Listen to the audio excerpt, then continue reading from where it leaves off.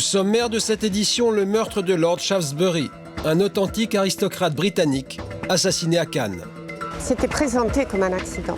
Pour moi, c'était inimaginable qu'on puisse étrangler quelqu'un par accident. Dans le box des accusés, sa femme Jamila, une ancienne call girl. Elle n'a jamais travaillé, cette femme. Elle a toujours vécu sur le dos des hommes riches qu'elle a séduits. Histoire de star, Samantha Lemonnier, la dernière compagne de Raymond DeVos. Il y a eu un complot qui a été ourdi contre moi. Je ne suis pas du tout psychopathe, ni mythomane. La famille de l'humoriste l'accuse de l'avoir empoisonné pour lui voler sa fortune. Elle avait besoin d'argent. De toute façon, c'est une femme qui ne travaillait pas, alors je ne vois pas comment elle pourrait vivre. En exclusivité, les images de la précédente évasion de Christophe Kider, l'homme qui s'est échappé dimanche dernier de la centrale de Moulins. Comment Christophe Kider en est-il arrivé là? Le témoignage de sa mère. Il n'y a pas de perspective quand tu es enfermé, que tu es condamné à des peines de 38 plus 15 ans, plus... voilà, c'est la longueur infinie de la peine. Elle empêche de voir un horizon. Notre reportage avec les gendarmes d'Hazebrouck, dans le Nord. Je vais vous demander de respecter les consignes de sécurité, de tous mettre le gilet pare-balles. Ils sont en première ligne contre le trafic de drogue à la frontière belge. Monsieur, bonjour, bravo. Vous avez une pièce d'identité, monsieur? C'est bon, cherche.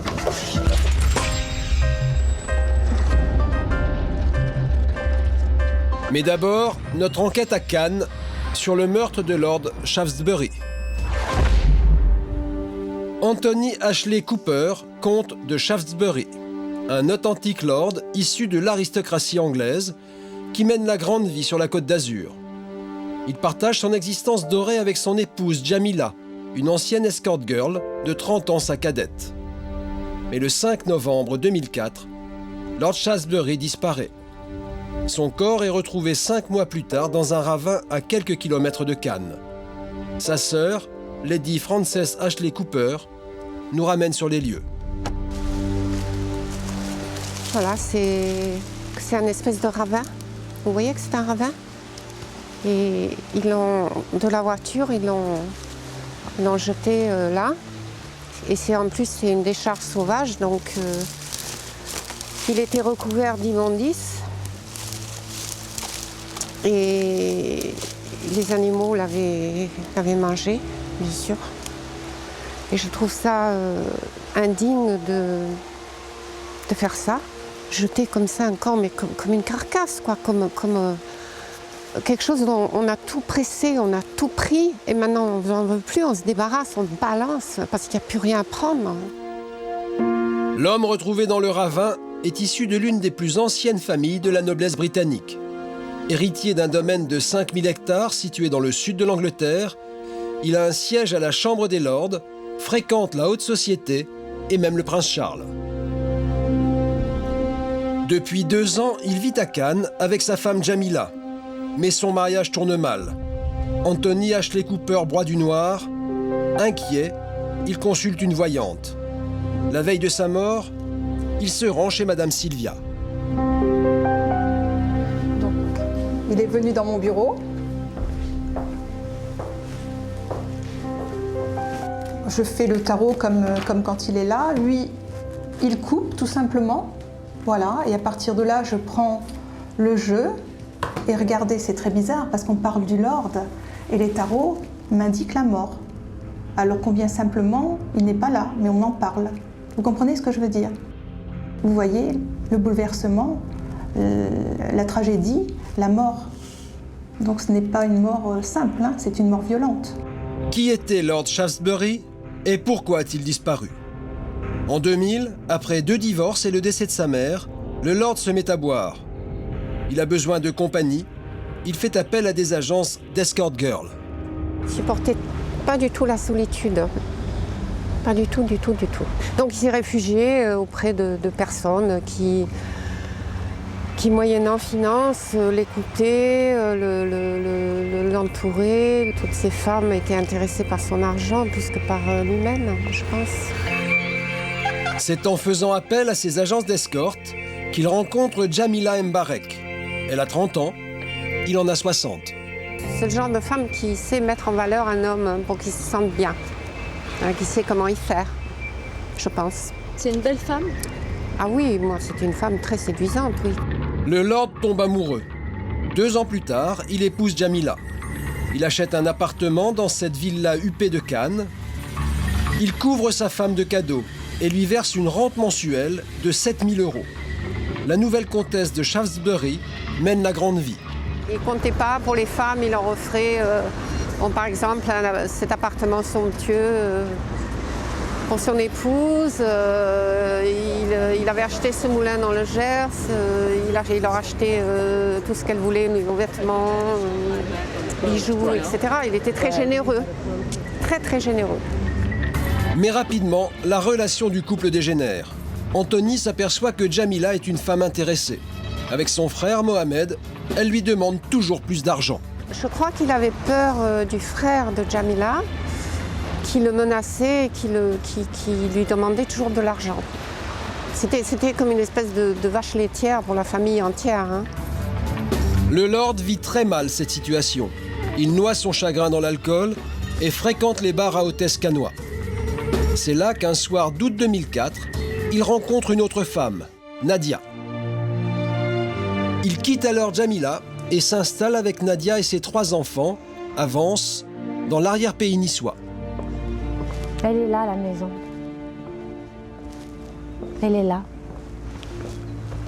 Voilà. On était tranquille ici. Hein. Il y avait une petite terrasse à nous devant. Et puis lui, il s'occupait de ça. Il s'occupait du jardin. Il faisait un peu de tout.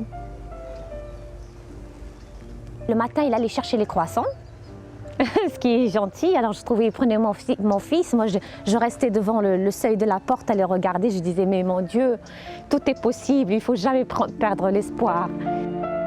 C'est dans ce cadre paisible qu'Anthony passe le dernier mois de sa vie. La seule ombre au tableau, son divorce avec Jamila, qui se passe très mal. Il était sous l'emprise de sa femme, de Jamila et de sa famille, de son frère. C'était du forcing, c'était de l'harcèlement, des menaces. Nadia a rencontré Jamila une seule fois, en octobre 2004, 1 mois avant la disparition du lord, mais elle s'en souvient encore. J'ai eu la chair de poule quand elle était devant moi. On dirait le diable. Et elle me l'a dit avec sa propre bouche, parce qu'elle me parlait en arabe. Elle me dit, tu sais, elle me dit, moi, j'ai tous comment on appelle, les tours du diable dans ma poche. Ce jour-là, Jamila se confie à Nadia. Elle lui propose un pacte. L'épouse du lord est prête à tout pour éviter le divorce. Elle me l'a dit même avec sa propre bouche. Elle m'a dit, moi, les autres qui lui prennent de l'argent, ça, je m'en fous. Mais je ne veux pas qu'il divorce, elle voulait qu'il reste sous son emprise. Si tu veux, elle me disait, on se le fait à 2. Elle voulait que je sois son allié pour soutirer l'argent d'Anthony, quoi. Elle voulait quelqu'un qui l'aide pour arriver à ses fins. Alors, que s'est-il passé le 5 novembre 2004 ? Le matin de sa disparition, le lord appelle son épouse, Jamila. Il l'invite à déjeuner dans ce palace cannois pour régler leur divorce. Elle refuse, mais elle lui propose de venir chez elle, à la villa. Vers midi, il franchit le seuil de la maison. Plus personne ne le reverra vivant.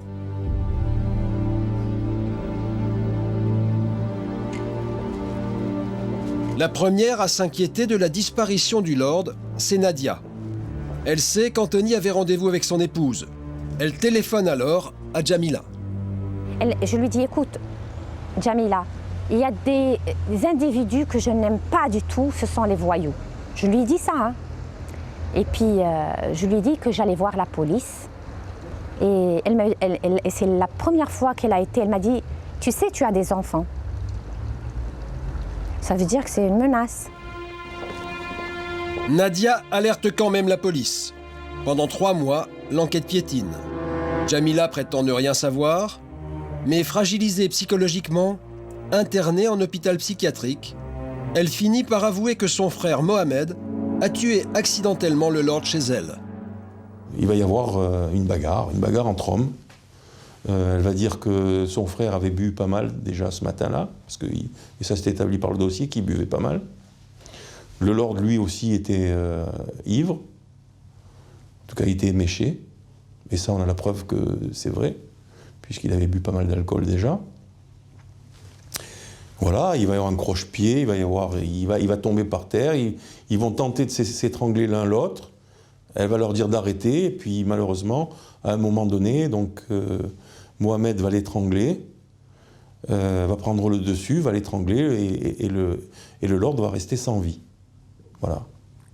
L'enquêteur m'a téléphoné que mon frère était mort et qu'il était mort étranglé et que c'était un accident. C'était présenté comme un accident. Et moi, à ce moment-là, l'accident, pour moi, c'était inimaginable qu'on puisse étrangler quelqu'un par accident. Le lendemain des aveux de Djamila, Mohamed est arrêté, mais il nie les faits. Il prétend que le jour du crime, il était chez lui en Allemagne. La veille du drame, il a bien pris un avion pour Munich. Arrivé en Allemagne, il dépose même un peu d'argent sur un compte pour laisser une trace de son passage. Il arrive le 4 novembre à Munich en début d'après-midi. Il va passer les 2 heures qui suivent son arrivée à se fabriquer un alibi. Ce sera démontré de façon absolument incontestable par la procédure. Il va se fabriquer un alibi. Pour 2 heures après, prendre son véhicule et revenir de Munich à Cannes en voiture. Mohamed roule toute la nuit pour arriver chez Djamila, où il attend le comte. Le frère et la sœur auraient donc tendu un guet-apens au lord. Ils sont incarcérés à la maison d'arrêt de Nice. Pour les confondre, les enquêteurs mettent en place des écoutes au parloir. Djamila se trahit lors d'une conversation avec sa sœur. Elle a donné à son frère, c'est le contrat, comme prix du crime, la somme de 150 000 €, et elle ajoute cash. 150 000 € cash.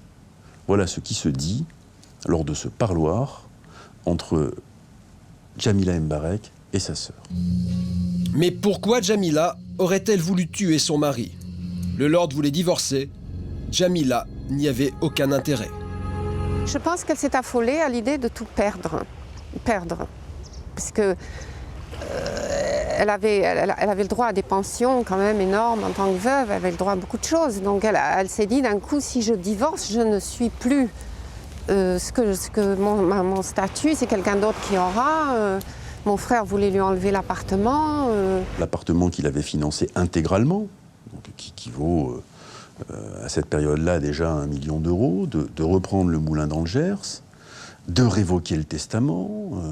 Ça fait beaucoup. Ça fait beaucoup pour quelqu'un, sans compter que Anthony Ashley Cooper part avec sa rivale.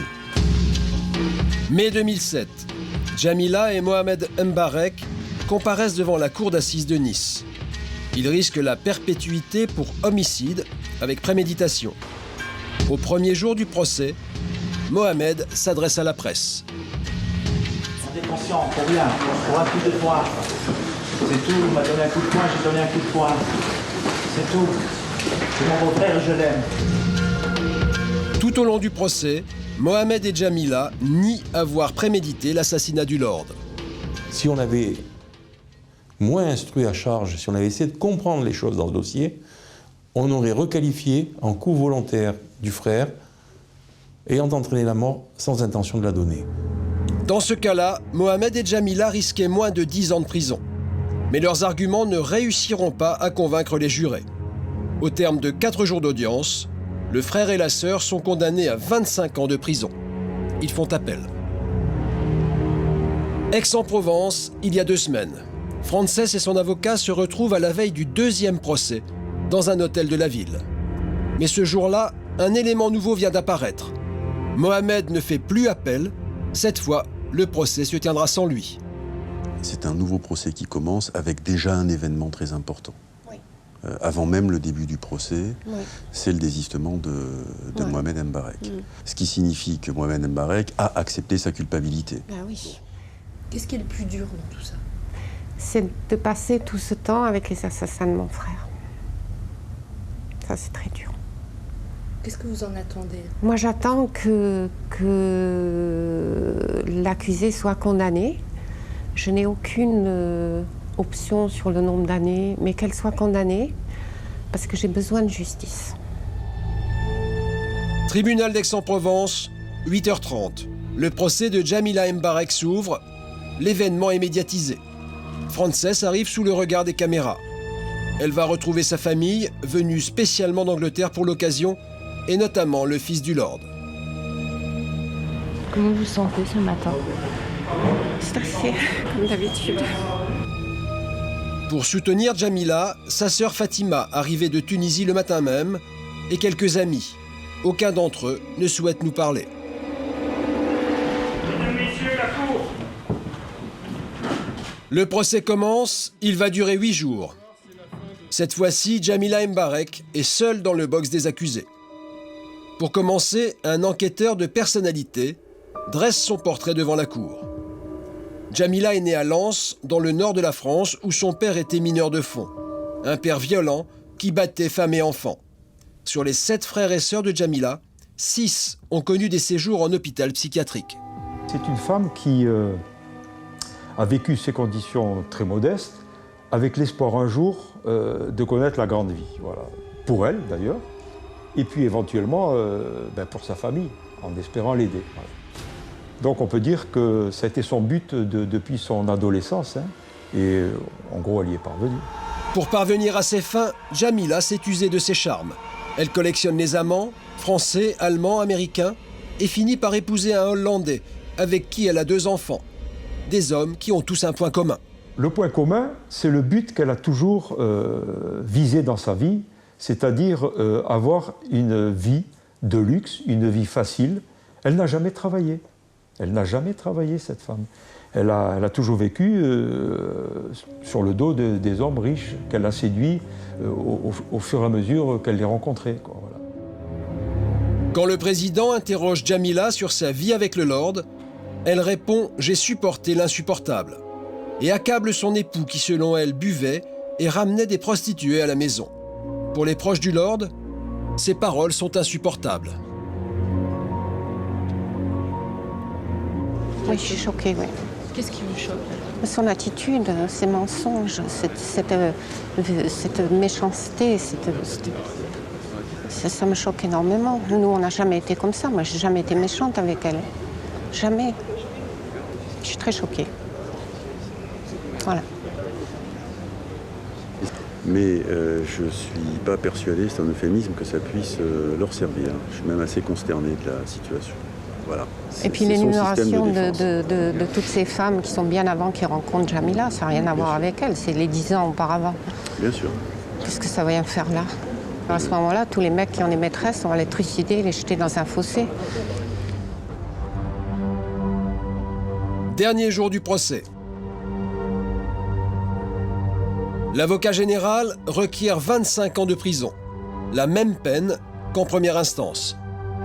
Mais Maître Bismuth, l'avocat de Djamila, lui, plaide l'acquittement. C'est un procès douloureux, il y a quand même mort d'homme, sauf que ma cliente est absolument innocente, hein, donc le problème, c'est celui des juges et des jurés. Il est 18h, les jurés quittent la salle d'audience pour délibérer. Frances sort épuisée de cette journée. Elle se retire en famille dans une brasserie à proximité du tribunal. L'attente va être longue. Tous sont inquiets, ils craignent l'acquittement de Djamila. Le résultat de cette attente, pour moi, est fondamental pour le reste de ma vie. Quand même. Je veux dire, c'est pas n'importe quoi. C'est la mémoire de mon frère qui est en question. C'est si elle est acquittée de ça, c'est comme si on le tuait une deuxième fois. 22h. Après 4 heures de délibération, la cour va rendre son verdict. Frances et les proches du Lord regagnent la salle d'audience. Djamila est condamnée à 20 ans de prison pour complicité de meurtre avec préméditation. 5 ans de moins qu'en première instance. mais les proches du Lord sont satisfaits. Maître, tout simplement, vous êtes satisfait? Écoutez, c'est une décision attendue. Je le dis depuis le début de ce procès. C'est une décision attendue. Frances annonce la nouvelle à son fils. Sébastien, c'est bon. Ça va. Pour lui, c'est un point final. Oui, ça va. Elle a été condamnée pour les trois chefs d'accusation. Et ouais, préméditation. Et voilà. Donc on est très émus, très soulagés. Je pense à mon frère.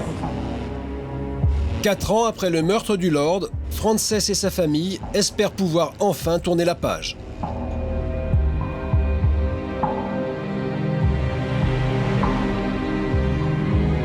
Mais Jamila a décidé de se pourvoir en cassation.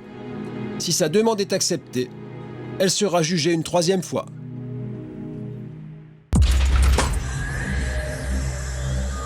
Tout de suite, en exclusivité, les images de la précédente évasion de Christophe Kider, l'homme qui s'est échappé dimanche dernier de la centrale de Moulins. Comment Christophe Kider en est-il arrivé là? Le témoignage de sa mère. Il n'y a pas de perspective quand tu es enfermé, que tu es condamné à des peines de 38 plus 15 ans, plus... voilà, c'est la longueur infinie de la peine. Elle empêche de voir un horizon. Notre reportage avec les gendarmes d'Hazebrouck dans le Nord. Je vous demande de respecter les consignes de sécurité, de tous mettre le gilet pare-balles. Ils luttent en première ligne contre le trafic de drogue à la frontière belge.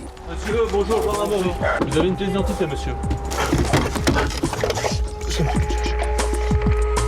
Mais d'abord, Samantha Lemonnier, la dernière compagne de Raymond DeVos.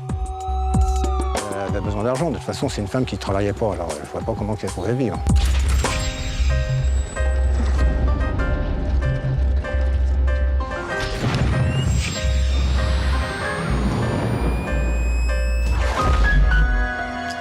Cette femme s'appelle Samantha Lemonnier. Elle a 57 ans. Elle était la dernière compagne de Raymond DeVos. Décédé le 15 juin 2006, l'humoriste repose ici, au cimetière de Saint-Rémy-les-Chevreuses dans les Yvelines. Mais à l'entrée, petit problème, Samantha ne sait plus où se trouve la tombe de son bien-aimé. Attendez, j'ai un petit souci, je ne sais plus où est la tombe, je crois qu'elle est en haut. C'est une tombe qui est toute neuve, je pense que c'est dans ce coin-là, je ne sais plus. Pardon, monsieur. Bonjour. Veuillez m'excuser de vous déranger, je cherche la tombe de Raymond DeVos, s'il vous plaît. C'est la sépulture qui est à gauche là-bas. Dans cette allée-là? Oui. Donc je m'étais bien engagée, alors c'était bien ça. Oui. Merci, monsieur. Non, rien, je vous en prie. Vous voyez, j'étais à côté, vous voyez? Je ne me suis pas trompée, vous voyez, j'étais à côté. Voilà. Aujourd'hui, elle est poursuivie devant la justice par la famille de l'humoriste qui lui conteste la qualité de dernière compagne. Vous vous définissez comment? Comme l'amour de Raymond DeVos, la compagne de Raymond DeVos, la femme de Raymond DeVos, la garde-malade de Raymond DeVos? Qu'est-ce que ça change, femme, compagne? Je suis désolée. Vous faites une différence, vous? Vous êtes avec une femme, peu importe qu'elle soit votre compagne, vous l'aimez. Qu'est-ce que ça change sur votre femme, votre compagne? Qu'est-ce qu'on a dit qui vous a sali? Que j'étais avec Raymond pour lui capter son héritage. Que je voulais faire main basse sur le magot, voilà ce que j'ai entendu. Une accusation fausse, selon cette femme vindicative. Pour elle, les coupables sont à chercher dans l'entourage de l'artiste. Il y a eu un complot qui a été ourdi contre moi. Je ne suis pas du tout psychopathe, ni mythomane. Au contraire, ça m'arrangerait qu'on me traite de mythomane. Je vais vous dire pourquoi. Parce que si je suis mythomane, c'est que je dis des choses qu'ils ne veulent pas entendre. Je vais le dire devant Raymond. Voilà. Et Raymond le sait très bien. Tous étaient là pour lui demander de l'argent, pour le voler. Voilà. Alors Samantha, vraie ou fausse épouse de Raymond DeVos? À une 50aine de kilomètres de Béziers, dans la famille de l'artiste, on a un avis très clair sur la question. Stéphane et Jean-Louis DeVos, les deux neveux que l'humoriste considérait comme ses fils, sont excédés. Car Raymond DeVos n'a eu que 2 femmes importantes dans sa vie. Son épouse, Simone, disparue en 1999, puis Françoise, morte en 2003. Voilà, Françoise, Françoise à gauche de Raymond. C'était réellement la dernière compagne de Raymond DeVos. Il a fait combien de temps? Et la seule. 15 ans. Vincent, il la connaissait depuis, même avant que sa femme décède, mais bon, il était respectueux de sa femme. Oui, oui, oui. Dans la famille, aucune trace de Samantha, sauf dans les journaux. Ah oui, oui, qu'on n'a pas eu nos... Là, c'était pareil, là, c'était pour l'épouse de Raymond DeVos. En fin de compte, elle se faisait passer pour l'épouse, pour pouvoir... C'est sûr qu'elle a eu des... manger. Oui, elle a eu des dons. Hein. Ah oui. Je suis certain qu'elle a eu des dons. Reste une question, comment une inconnue arrive-t-elle à pénétrer l'intimité d'un des plus grands comiques français? Avril 2003. Raymond DeVos vient de perdre sa dernière compagne, Françoise. C'est alors que le veuf reçoit un bouquet de muguet accompagné d'un petit mot plein de réconfort. Un mot signé Samantha, médecin humanitaire. C'est ce courrier qui va permettre à Samantha d'obtenir un premier rendez-vous. Puis la relation évolue. En octobre 2005, Samantha vient s'installer chez l'artiste. Le 10 octobre, Jean-Louis DeVos, inquiet, se rend à Saint-Rémy-les-Chevreuses. Son oncle vient de faire une chute dans la salle de bain. Le neveu fait alors la connaissance de Samantha. Elle s'est présentée comme l'amie de Raymond. Je suis l'amie de Raymond, médecin humanitaire, voilà. Elle n'a pas osé quand même dire qu'elle était l'épouse ou la compagne de Raymond. Autre découverte pour la famille, Samantha est devenue le médecin attitré de Raymond DeVos. C'est-à-dire que c'est elle qui dirigeait tout. Si vous voulez, quand nous, on est arrivés, je crois que le lendemain, le médecin est venu. Elle est montée avec le médecin dans la chambre à Raymond. Elle a fermé la porte pour pas qu'on rentre. Après, quand ils sont redescendus, le médecin et elle, dans son bureau pour faire les ordonnances, là, c'est pareil. Elle a fermé. Nous n'avions pas le droit, nous, la famille que nous venons d'arriver, on n'avait pas le droit de savoir qu'est-ce qu'il avait exactement. Mais c'était toujours caché et elle voulait diriger. Elle voulait diriger la maison comme si c'était son épouse. Pour elle, elle était chez elle déjà. Le 10 octobre 2005, Raymond DeVos, très affaibli, est admis à l'hôpital américain de Neuilly. L'humoriste soigné par Samantha semble plongé dans un état anormal. Quand il est rentré à l'hôpital américain, on a su qu'il était en surdosage de médicaments, donc il y avait une personne qui était susceptible d'avoir fait ça. Donc, pour nous, c'est elle qui a fait quelque chose. Alors Samantha, vrai ou faux médecin? Le 14 décembre 2005, elle est interdite de visite à l'hôpital de la Salpêtrière à Paris, où Raymond DeVos a été transféré. Explication, les examens médicaux sont formels. Raymond DeVos a été drogué avec un médicament anxiolytique.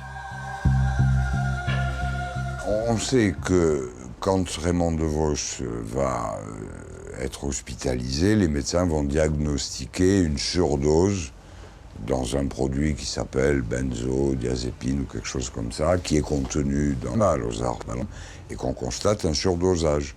Et qu'à partir du moment où il est à l'hôpital et qu'on lui donne les doses ordonnées par les médecins, à ce moment-là, ce surdosage disparaît. Et les effets secondaires de ce surdosage aussi. Envoyé devant la justice pour usurpation de titre de médecin et administration de substances nuisibles à une personne vulnérable, Samantha conteste tout en bloc. Vous savez, je veux dire une chose, il y a eu une perquisition qui a été faite chez SPO vraiment, pour savoir pour les médicaments. Mais écoutez-moi bien ce que j'ai à vous dire. Elle a été faite je ne sais pas combien de temps après. C'était facile de rajouter 2 ou 3 boîtes d'Opmalazor sur la commode. C'est tout ce que j'ai à vous dire. Si j'avais donné une supposition des médicaments, comme il est dit Raymond DeVos, j'aurais pas appelé les flics pour appeler le, comment s'appelle, le SAMU, je sais pas quoi, qui est venu. Attendez, il faut réfléchir 2 secondes. Même les pompiers m'ont insulté. Qu'est-ce que vous foutez là? Vous êtes qui? Dégagez. Oui, pardon, je suis accompagnée de M. DeVos. Alors là, ils ont été plus aimables. Alors là, comme ils m'ont fait chier, comme ils m'ont parlé vulgairement, grossièrement, j'aurais dit je suis son médecin personnel. Ça leur a pas plu. Et voilà pourquoi ils ont exploité ce filon-là, c'est tout. Mais vous avez fait une bêtise en disant je suis son médecin personnel. Mais c'est personnel. pas une bêtise, mais Raymond m'a appelé mon petit médecin personnel. Il m'a toujours dit ça dès que je lui dis « Oh, mon petit médecin ». Ça, mon petit médecin, qu'il était là quand il m'appelait. Dans les escaliers, j'étais en bas, ou enfin, j'étais à la lingerie, ou... C'est une petite appellation entre nous, mais qu'est-ce que ça peut foutre? Pour la justice, un autre point d'interrogation demeure. Quel serait le mobile de Samantha? Est-elle une femme désintéressée ou manipulatrice? Il y a eu, par la gendarmerie, par les services de police, une exploitation très précise des documents bancaires de Raymond DeVos. Ils ont interrogé tout son entourage financier, et ils n'ont rien trouvé d'extraordinaire. Ils n'ont d'ailleurs rien trouvé qui montre que Madame Lemonnier ait manipulé quoi que ce soit de ce côté-là. Il ne s'agit pas d'une affaire d'argent. Il ne s'agit pas d'une affaire d'argent. On a voulu en faire une affaire d'argent. En réalité, c'est une affaire qui oppose une personnalité un peu dérangée, on va dire, à un entourage qui a voulu préserver un grand homme qui, lui, était dans un état de vulnérabilité complète. L'affaire DeVos ne serait donc pas une affaire de captation d'héritage. Mais pour Jean-Louis DeVos, si Samantha n'est pas parvenue à ses fins, c'est parce qu'elle n'en a pas eu le temps. Et qu'est-ce qu'elle voulait? Vous savez, je vous dis, d'abord, la notoriété.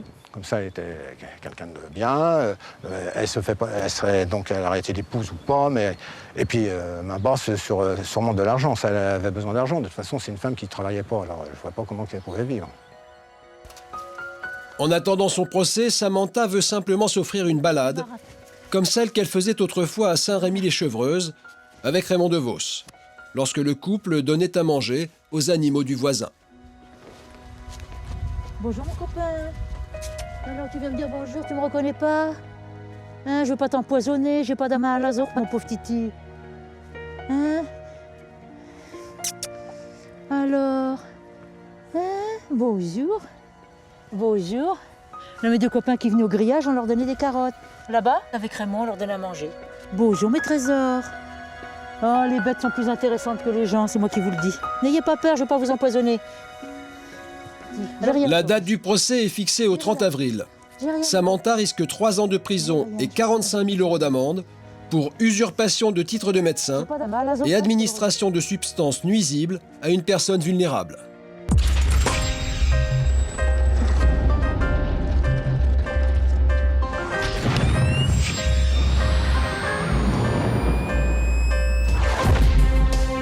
Dimanche dernier, Christophe Quider, un braqueur condamné à 45 ans de prison, s'évade de la centrale de Moulins. Sa cavale ne dure que 36 heures. Christophe Quider n'en était pas à sa première tentative. Le 27 mai 2001, il avait déjà tenté de s'échapper de la prison de Fresnes. Une opération soigneusement préparée. Au-dessus de la prison, un hélicoptère vient le chercher. À l'intérieur, Cyril, son jeune frère. L'échelle est trop courte. Christophe n'arrive pas à monter. De l'hélicoptère, on lui lance un sac rempli d'armes. Christophe prend 2 surveillants en otage et monte sur les toits de la prison. Après 17 heures de prise d'otage, cerné par les policiers du raid, il finit par se rendre. Pour cette tentative d'évasion, il est condamné à 15 années de prison supplémentaire. Catherine est la mère de Christophe. Dimanche dernier, elle apprend l'évasion de son fils et sa cavale par téléphone. J'espère que personne ne va être blessé, j'espère qu'ils ne vont pas le tuer. C'est une réaction comme toutes les autres mamans du monde, quoi. Dimanche, Catherine est persuadée que son fils ira jusqu'au bout et ne se laissera pas prendre vivant. C'était son choix, donc à défaut de l'accepter, je l'aurais respecté. Et je me disais aussi, par moments, ça venait, et je me disais, mais Catherine, s'il fait ce choix-là, ça sera fini, il aura plus mal. Qui est Christophe Quider? Et comment en est-il arrivé à cumuler 45 années de prison? Catherine reconnaît ne pas avoir été une mère exemplaire. Autrefois toxicomane et pickpocket, elle a connu elle aussi la prison.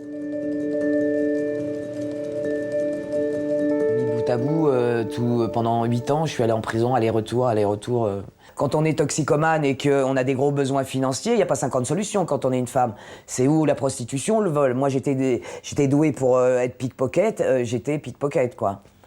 Et donc, c'était de l'argent facile que je redistribuais au fur et à mesure, comme ça, une partie pour mes besoins et une autre dans le bling-bling.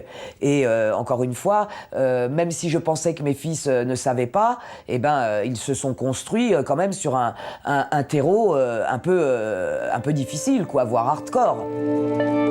Christophe tombe dans la délinquance. À 22 ans, il est condamné une première fois à 6 ans de prison pour vol avec violence. Pourtant, Catherine pense que son fils aurait pu avoir un autre destin. Il est extrêmement courtois, il est posé, il est poli, il est intelligent. Les psychiatres, à son jugement, l'ont même décrit comme quelqu'un de brillant, qui avait eu une vraie erreur de parcours et que quel que soit le job qu'il aurait épousé, s'il avait été en liberté dans un autre environnement, il aurait été brillant. Mais Christophe reste dans la délinquance. En 1995, il braque une banque. Dans sa fuite, il tue un homme dont il vient de voler la voiture. Voilà le drame de sa vie. Il a tué cet homme qui ne méritait pas de mourir et lui ne méritait pas de le tuer et d'en arriver jusque-là. Je suis pas en train de dire « mon fils, il est parfait ». C'est pas ça que je dis. C'est pas quand on va braquer des banques, d'accord, on fait des choix. Mais la mort de cet homme, il ne l'accepte pas, il ne l'acceptera jamais. Pour ce crime, Christophe Kider est condamné à 30 ans de prison. En 2008, il cumule 45 années de peine, sans l'espoir de sortir avant l'âge de 68 ans. En juin dernier, nous avions réalisé un portrait de Catherine Charles. À l'époque, Christophe venait d'être transféré à la centrale de Moulins. Catherine allait lui rendre visite. Pour son fils, c'était la 24e prison en 13 ans de vie carcérale. Il n'y a pas de perspective quand tu es enfermé, que tu es condamné à des peines de 38 plus 15 ans, plus... voilà, c'est la longueur infinie de la peine. Elle empêche de voir un horizon. Ce jour-là, Catherine passe 3 heures avec son fils. À la sortie du parloir, elle est inquiète. Il supporte de plus en plus mal ses conditions de détention.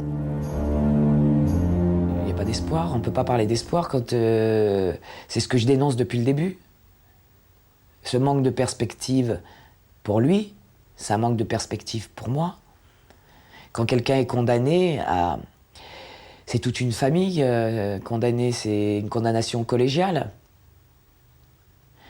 Donc pas d'horizon pour lui, pas d'horizon pour moi, pas d'horizon pour sa fille. La fille de Christophe Kider, c'est Alija. Il l'a eue avec Sylvie, sa compagne depuis 2 ans. En juin dernier, nous avions rencontré Sylvie. Elle avait accepté de nous donner une interview et nous avait présenté sa fille. C'est une cuvée Clairvaux 2006, bébé par loin. On a mis du temps à la faire. C'est l'amour de son père. À l'époque, Sylvie espérait obtenir une remise de peine pour Christophe. Mais ça sera dans les 10 ans à venir. Essayer de faire des confusions de peine, essayer mais qu'ils sortent,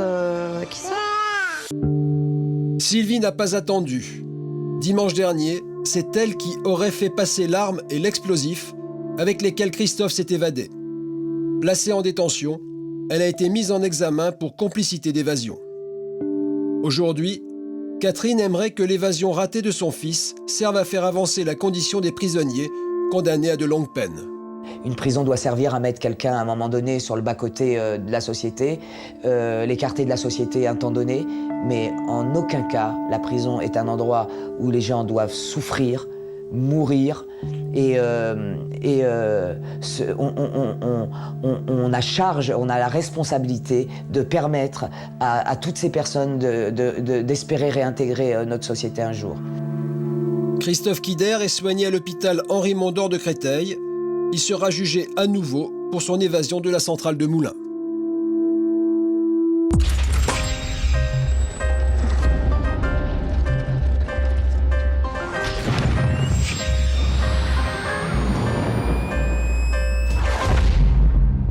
Hazebrouck, dans le nord de la France.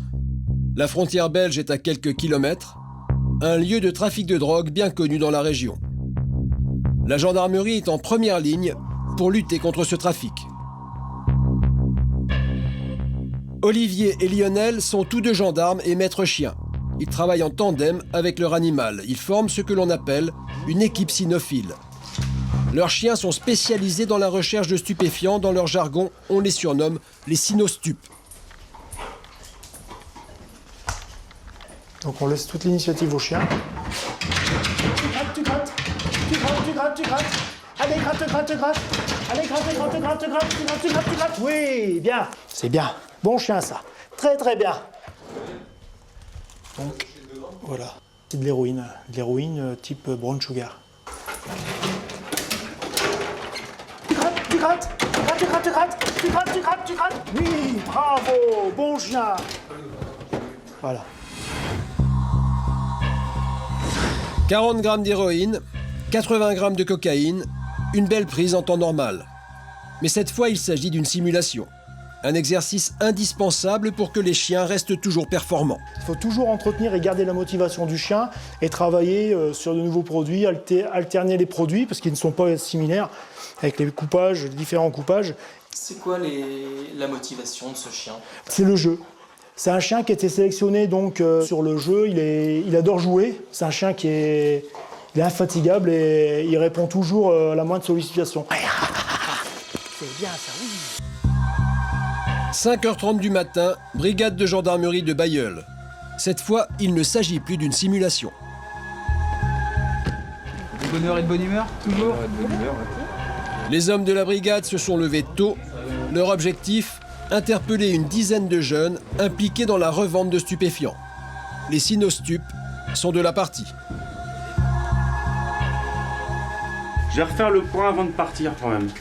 Priorité, je dirais, à la sécurité. Une fois que la personne est interpellée, que l'environnement est bon, vous attaquez les perquisitions. Puis ensuite, dès que les perquisitions sont finies, retour sur Hasbrook, puis après le début des auditions. Si vous n'avez pas de questions, préparez-vous, attention, il est 6h moins le quart. Hein. Je vais vous demander de respecter les consignes de sécurité, de tous mettre le gilet pare-balles. Attaque. 6h du matin, c'est le top départ.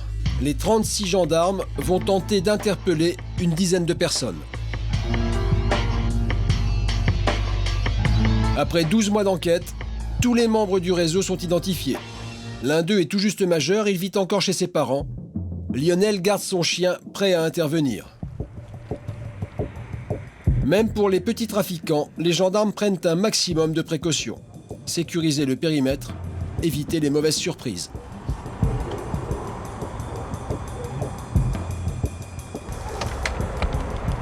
Bonjour. Bonjour madame, la gendarmerie. Oui. Bonjour monsieur, la gendarmerie. Voilà. On est chez monsieur Calva, ouais. Bonjour. Il est où votre fils? Il est dans la caravane. Il est dans la caravane. Le suspect n'est pas chez ses parents, il dormirait dans une caravane derrière la maison. Au fond, c'est du fond, madame. Monsieur, bonjour, gendarmerie. Vous êtes monsieur comment? Vous avez une pièce d'identité, monsieur? Il y a quelqu'un avec vous là ou pas? Erreur sur la personne. En fait, le suspect se trouve 2 caravanes plus loin. Il est 6h20, vous êtes placé en garde à vue. Dans le cadre d'infraction à la législation sur les stupéfiants. Ok, on attaque, il n'y a pas de problème. Le suspect est appréhendé. Lionel va chercher son coéquipier. Toujours pressé et motivé d'aller travailler. Allez, c'est parti. Tu cherches.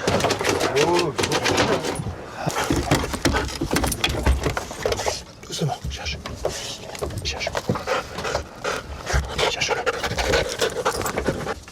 Tout à l'heure, l'individu s'est remis un joint qui était situé sur la petite table de cheveux. On voit le chien s'intéresse. Bécam, là, voilà. Ah ouais. Là. Il n'y a rien, ma parole, il n'y a rien dans ma camping. Tu veux, je la raconte de la camping, tu vas te fixer, je vais la remettre en millier, tu vois, il n'y a rien dans la camping. En effet, pas de stupéfiants dans la caravane.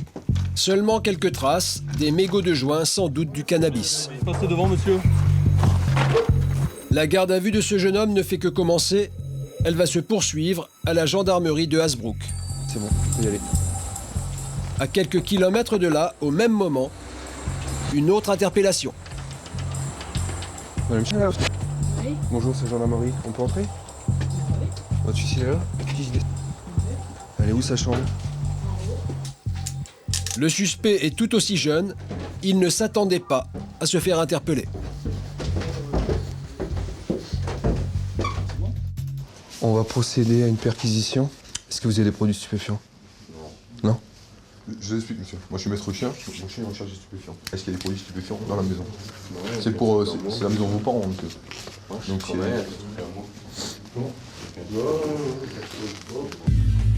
Le suspect nie en bloc la présence de stupéfiants, mais Olivier a un doute. C'est son chien qui va confondre le suspect.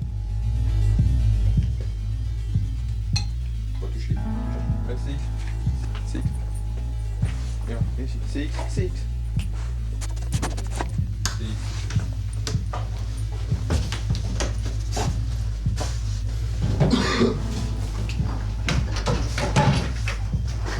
Fais l'autre pion? Ouais. La fouille de la chambre ne donne rien, mais le comportement du chien change tout à coup au rez-de-chaussée, devant les blousons. C'est X, tu cherches. C'est X. Il n'y en a pas, monsieur? Il n'y en a pas là, monsieur? Il n'y en a pas? Il n'y en a pas, monsieur, là-dedans? Ouais, fais les habits. Ouais. Le jeune homme continue à nier, mais le chien est catégorique. Il flaire quelque chose dans ce blouson. Et le gendarme ne tarde pas à trouver. C'est quoi? Donc ça, c'est les scellés. C'est ce qui a été découvert comme produit stupéfiant. Donc ils sont saisis. Et qu'est-ce que c'est? Bah, c'est du cannabis, apparemment, c'est de la résine. Le cannabis est mis sous scellé. C'est désormais une pièce à conviction qui étaiera le travail des enquêteurs. Les gendarmes ont accompli leur mission. L'opération est terminée, mais l'enquête continue. Il faut démanteler le réseau. À la gendarmerie, le commandant dresse un premier bilan. Nous sommes plutôt satisfaits, puisque de toute manière, ce sont les personnes que nous voulions interpeller. Maintenant, le reste de l'enquête se poursuit par les auditions. Combien ça coûte une barrette? 40 € pour 2 jours. 40 € pour 6 grammes? Non, pour les deux. Pour les deux 20 €, donc c'est 20 € 6 grammes. Le travail des enquêteurs est loin d'être terminé. 10 personnes sont en garde à vue. Un travail de recoupement minutieux commence. Est-ce que vous avez quelque chose à ajouter à ce stade de l'enquête?